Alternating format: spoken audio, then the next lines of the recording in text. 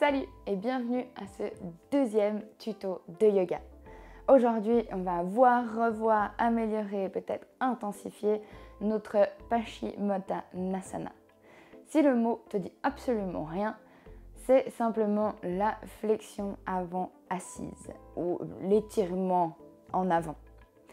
Posture beaucoup utilisée, pas forcément en yoga, mais dans toutes les séances de stretching après n'importe quel sport possible et inimaginable.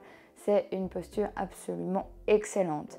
Mais souvent, quand on commence, on fait face à des obstacles qui sont de taille et on n'arrive pas à les surmonter. Du coup, aujourd'hui, en gros, on va revoir cette posture, on va comprendre un peu les muscles qui sont vraiment utilisés dans cette posture et puis je vais te donner quelques tips pour essayer d'améliorer cette posture et qu'elle soit de plus en plus confortable, que tu aies envie de la garder pendant des heures, cette posture. Du coup, au début, on va déjà reprendre.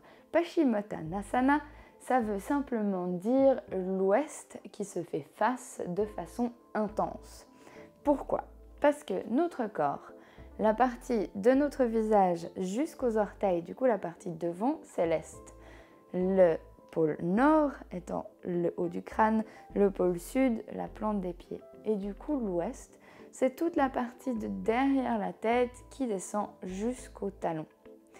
Et en flexion avant assise, on va simplement ramener ces deux faces, l'une le plus proche possible de l'autre, et effectivement c'est assez intense. Voilà pourquoi ça s'appelle comme ça. Cette posture, elle est extrêmement bien pour se calmer, se détendre, se déstresser, étirer toute la colonne vertébrale. Mais elle est aussi une façon d'améliorer notre digestion et de vraiment travailler nos organes abdominaux pour nous détendre. Du coup, une posture à faire et refaire.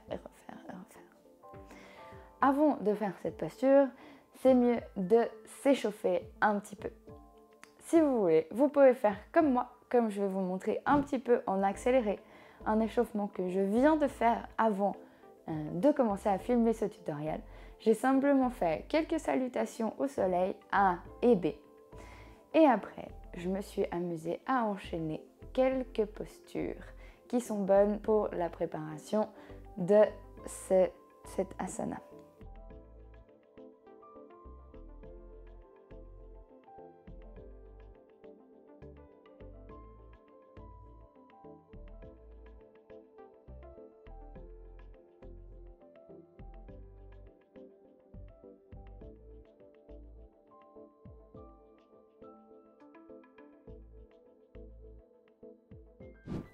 Du coup, pour rentrer dans la posture, on va simplement commencer en Dandasana, qui est la posture, les jambes tendues. On sort toujours bien l'échine des fesses en arrière, comme ça on a plus le bassin qui peut se poser sur le sol. C'est hyper important parce que si on a notre bassin en avant comme ça, on a notre dos tout rond, et les jambes ont du mal à se tendre et de là, ça va être chaud à attraper mes pieds quand même. Du coup, première étape, vraiment sortir les fesses en arrière, sentir qu'on est beaucoup plus sur l'avant de notre bassin. On tend les jambes. On doit activer nos quadriceps ici pour pouvoir planter les genoux dans le sol. Si on exagère, ça nous fait soulever les talons du sol. C'est pas ce qu'on veut. On veut garder les talons au sol, mais on veut vraiment avoir ces quadriceps actifs et les orteils qui nous regardent. Si on les laisse aller sur le côté, on est complètement passif et du coup, on n'est plus du tout dans l'alignement. On ramène les pieds ensemble, les orteils nous regardent, on active les quadris, on plante les genoux dans le sol. Et dans un premier temps, tout ce qu'on va faire, c'est essayer d'être le plus droit possible. Le dos le plus droit possible. On regarde bien loin devant nous. On peut, si on veut, placer les mains de côté et vraiment ouvrir les épaules et étirer le dos. S'étirer comme si on était tendu par un fil pour nous agrandir. Et de là, on va inspirer, monter les bras vers le ciel pour s'étirer encore plus. Et pour rentrer dans cette fameuse posture, on va sentir l'étirement depuis le bout des doigts en avant. C'est très important qu'on aille de plus en plus loin, en avant, en avant, en avant, en essayant de garder le dos le plus droit possible. On ne se recourbe pas comme ça, complètement dans une boule. Le but est vraiment d'avoir le dos le plus droit possible. C'est pour ça qu'on va en avant, en avant, en avant. On sent que dans un premier temps, notre ventre va toucher nos cuisses. Si on arrive, on peut descendre jusqu'à nos côtes qui touchent peut-être nos cuisses et se laisser tomber petit à petit en avant. Une fois qu'on est là, on a le dos bien tendu, on sent que nos fesses elles vont encore plus en arrière. C'est pour ça qu'on les a bien sorties. Et de là, on peut attraper avec nos deux gros doigts, nos gros orteils. Si on n'en est pas là, on peut toujours faire cette posture en s'entraînant à avoir le dos bien droit et laisser les mains sur les tibias. Ou peut-être, petit à petit, ce sera sur les chevilles. Peut-être qu'on arrivera à attraper un peu nos pieds. On y va petit à petit. Mais même si on n'a pas ce grip-là, on va garder la même intention d'avoir des bras actifs, faire travailler nos biceps et avec cette aide des bras, nous ramener un peu plus en avant. Si on a les orteils dans les mains, on peut même un peu tricher. Parce qu'avec les mains, on ramène les orteils et du coup, ça nous fait faire cette flexion du pied qui nous fait tendre les genoux et activer nos quadriceps. Et de là, on va simplement pas imaginer qu'avec notre nez, on touche nos genoux, sinon on va aller comme ça dans une boule. Mais ce qu'on veut, c'est vraiment imaginer plutôt que notre menton se dirige en direction de nos tibias. Du coup, on n'est pas comme ça, mais on a menton, tibia. Très bien. Les variations des mains, je vous ai donné des variations plus faciles. Les genoux, les tibias, les chevilles. Mais vous pouvez après essayer d'attraper vos pieds avec vos mains.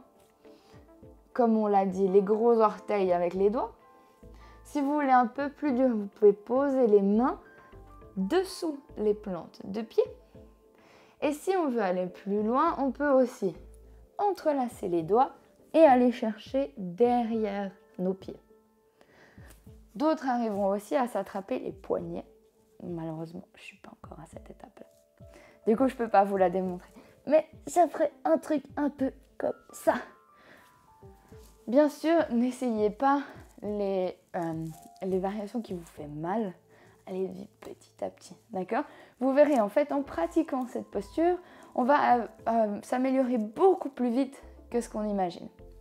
C'est aussi une posture qu'on garde très longtemps. Il ne faut pas oublier qu'on pourrait la garder entre 1 et 5 minutes de façon quotidienne pour vraiment, comme on l'a dit avant, se déstresser, se calmer et aussi s'étirer. S'étirer les jambes et la colonne vertébrale. 1 à 5 minutes, c'est pas facile à faire si on n'a pas un timer devant nous, mais il faut imaginer que 5 bonnes respirations, quand elles sont bien longues, on est là, on inspire, on expire. 5 respirations comme ça, c'est environ 30 secondes. Ça vous donne une ordre d'idée. Si vous faites 10 respirations, vous la tenez pendant presque 1 minute, plus ou moins, et on peut calculer comme ça. Si on veut quelques astuces pour améliorer cette posture. Première chose, comme je l'ai dit au début, on sort l'échine des fesses. Après, on a souvent beaucoup de contractions dans les mollets. C'est ça qui peut vite nous limiter à étirer. Du coup, on peut, si on veut, rester là, contracter les genoux. Pour tendre ces genoux, on va verrouiller les genoux, activer les quadriceps et on voit qu'on ne peut plus bouger les rotules. Si on peut bouger notre rotule dans tous les sens, c'est qu'ils ne sont pas contractés. Du moment où on ne peut plus rien bouger, c'est que là, ils sont actifs. Et d'ici, on peut s'amuser à faire pied flex, pied pointe, pied flex, pied pointe. Et on va simplement activer ces mollets et les détendre petit à petit. Ça va nous aider à nous étirer après. Deuxième chose, les mollets. Troisième chose, quand on descend, peu importe où on soit, même si on est là ou qu'on soit là, on peut le faire. On va rester dans cette posture et à chaque inspiration, on gonfle le ventre, on gonfle la cage thoracique et on va un peu plus en avant avec le corps. Et à chaque fois qu'on expire, on rentre le ventre, on laisse un peu de place pour pouvoir se pencher un peu plus en avant. On rentre le ventre et là, cette fois, on essaye vraiment d'aller plus bas. Puis à l'inspiration, on remonte, à l'expiration, on redescend. On fait un peu comme une vague avec notre corps. Je vais essayer de vous montrer, d'être le plus démonstratif possible. Du coup, si je suis là, je vais inspirer. Je vais en avant, j'expire, je relâche. Encore une fois, j'inspire, je remonte, j'étire le plus possible ma colonne, j'expire, je relâche.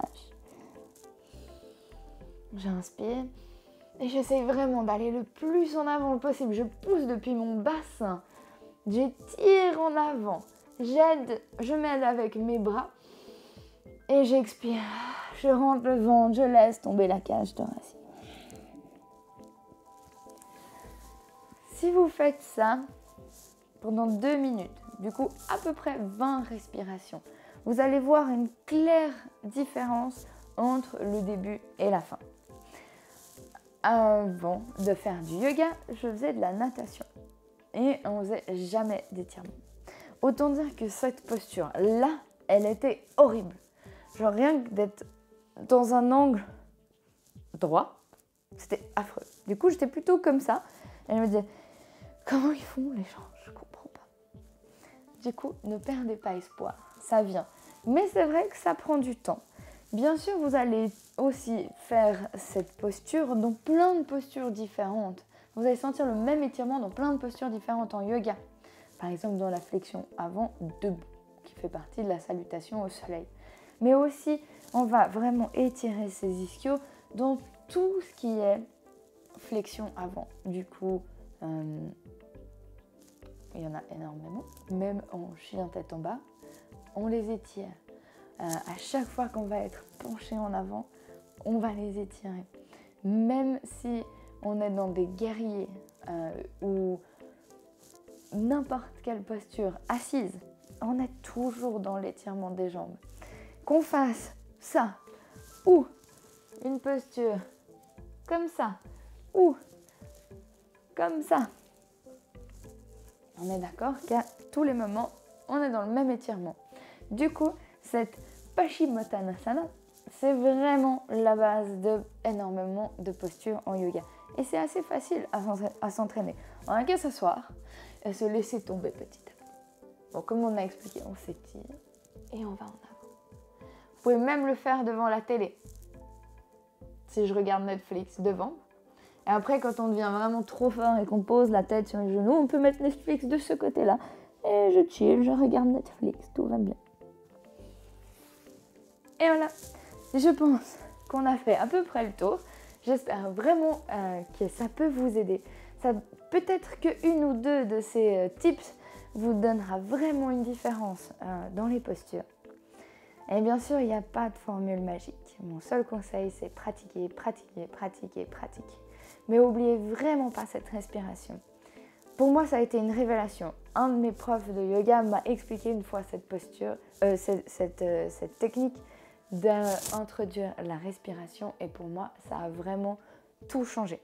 Du coup, j'espère que ça changera un petit peu pour vous, que vous avez bien aimé cette vidéo. N'hésitez pas à me laisser en commentaire des idées pour des prochains tutoriels. Si vous avez des postures que vous aimeriez bien travailler, que vous aimeriez mieux comprendre, n'hésitez pas à tout me laisser en commentaire, ça me ferait énormément de plaisir. Et je vous retrouve à bientôt sur le tapis.